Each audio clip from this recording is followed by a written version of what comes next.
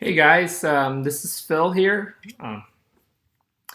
So I am in the Google uh, Grow with Google Scholarship with you guys, and I just wanted to sort of document, my journey here, and so I am going to go through and complete this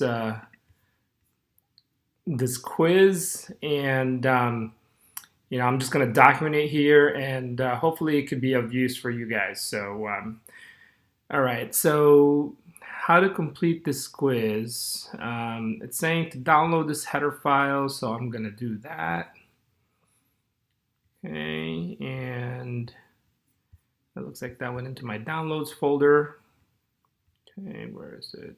Downloads. Okay, I'm going to extract it because it's on a zip file.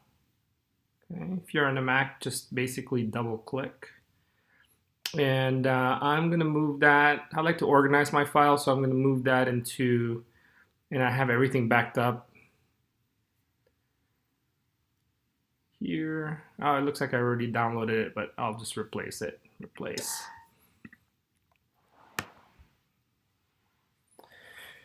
Cool. So now that I have it here, I'm gonna, it says download the zip. You'll find the header, the HTML inside. So that's what we did. We double clicked it and unzipped it. Okay, it says turn on the Udacity. It says turn on the Udacity feedback Chrome extension. Oh, okay, I'm getting some messages here. Sorry about that. Yeah, my mom had a terrible accident a couple days ago, but she's fine now, and yeah, hopefully she'll be mobile again. So anyway, it says turn on the Udacity feedback Chrome extension if you haven't already. Why does that keep going to power save mode? Hold on. Prevent FaceTime power save.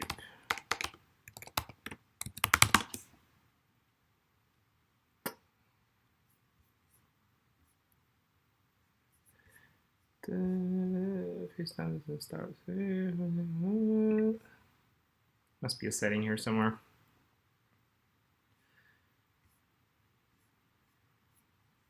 No solution. Interesting. Yeah, I'm gonna go open my energy saver.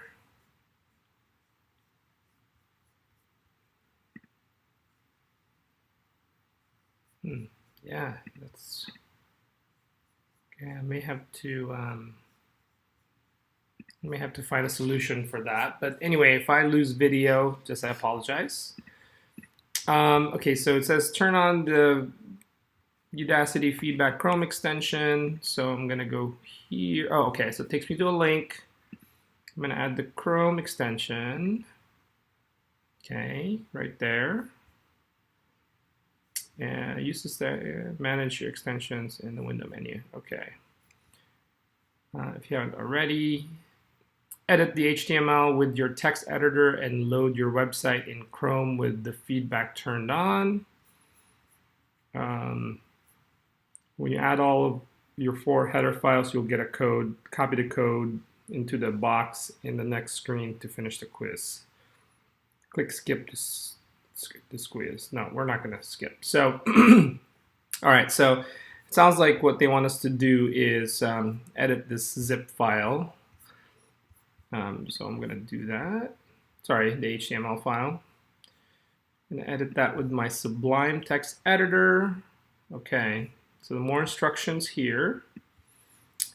Okay, here's the instructions. Add your headers below this paragraph element and add H1, H2, H3, and H4 to finish the quiz. Make sure every header has text content in it. Okay, so pretty cool. That's exactly what I'll do. I'll start with H1 because that's the first. Oh, you know what? That's a pretty cool trick here is when you type H1 and if you select, it creates the opening and closing tag for you. So that's pretty convenient. So I don't have to keep typing it. I'm kind of a lazy typer, so that is super convenient. So I'll just say this is a H1 header, so it is the biggest. Okay, so that's my H1. Let's do the H2.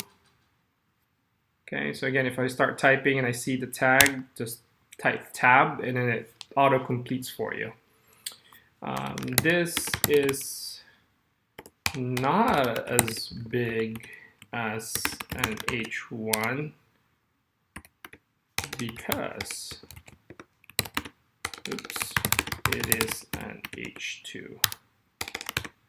Okay, that's all good.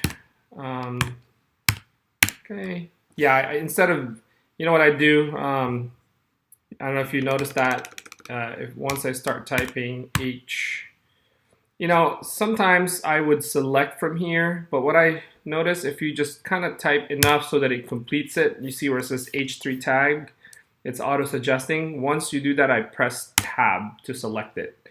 And what's cool is now it's even putting me where I type the content. So now this is an H3, so it is not as big, okay, as the previous header.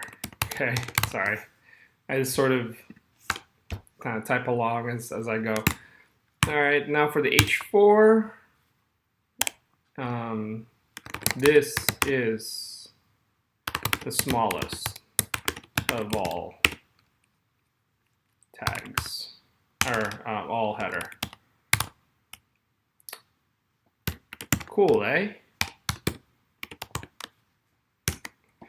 All right, so I'm gonna save this, and it says edit your HTML and load your website in Chrome with the feedback turned on. When you add all 4 levels of header, you'll get a code. Copy the code into the text box next to finish the quiz. Okay, so loading it means I'm gonna open it in Chrome as opposed to my, you know, loading a website, basically it's opening a website. The difference is when you're loading it from your computer is actually the one that's acting as a web server, as opposed to when you're accessing a website, you're practically loading the page, but you're loading it from, you know, a web server or just another name for a computer somewhere. So that's kind of where that's coming from. Happy to expand more on that, but if you open with Google Chrome, sorry, I have an IT background. I actually currently work for a cosmetic company, and so I'm learning a lot about web servers right now. But yeah, that's okay, cool. So I see my H1 headers right here, and it's by far the biggest. This one's not as big because it's an H2. That's kind of how I understood it. Now this is an H3, so it's not as big as the previous header. And this is the smallest, and that looks about right. So what do we do next? Load your website in Chrome with the feedback turned on. When you add all 4 levels, you'll get a code. Okay, so I take it we click this. Want to write load tests from file. Okay, let's go back here. What is okay,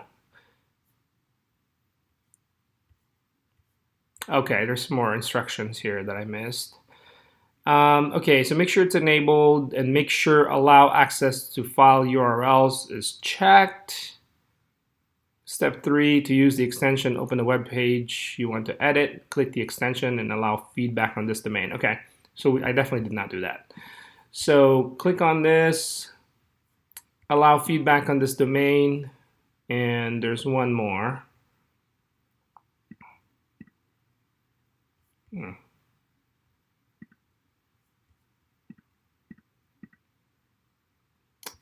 Interesting. That is not saving it. So I'm going to check this extension. I'm going to go manage extensions.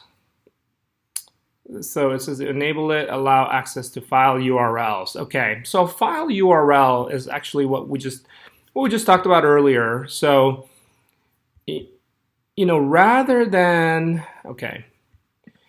So do you see this? Do you see this right here? This is what you call a file URL. And the difference with this is that a file URL is a URL that points to your computer. So it's essentially a URL that points to a file in your computer versus a URL like Udacity, where it's a URL that points to the web or another computer somewhere. So that's kind of what that is. So that makes sense. And so let's see if it'll allow us to do this now. Allow feedback on this domain.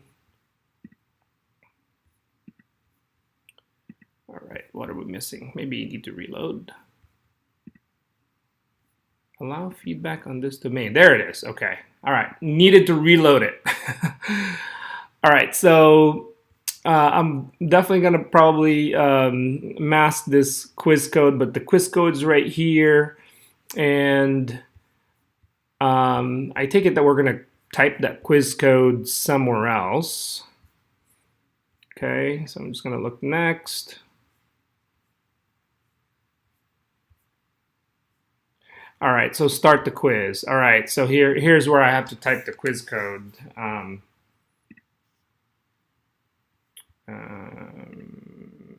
This one. Okay, and then submit my answer. Yep, looks like that took it. Cool, well, that's it, guys. If you have any questions, just write on the comment or see you in Slack, okay? Thanks a lot.